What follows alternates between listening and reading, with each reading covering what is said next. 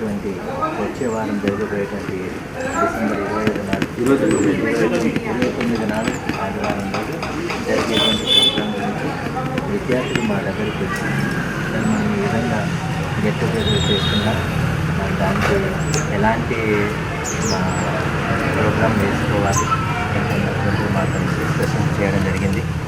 So చాలా సంతోషం అనిపించింది. ఒక 20 సంవత్సరాల కింద చదువుకున్న విద్యార్థులు, సార్ మేము చాలా ఉన్నతిలోకి వచ్చాం, మరి మీ అందరి ఒక ఆశీస్సులు తీసుకుని మళ్ళీ మేము అందరం కూడా కలవాలన్న ఉద్దేశంతో ఈ కార్యక్రమానికి వచ్చాం. మరి మీతో మాట్లాడుతున్నందుకు చాలా సంతోషంగా ఉంది.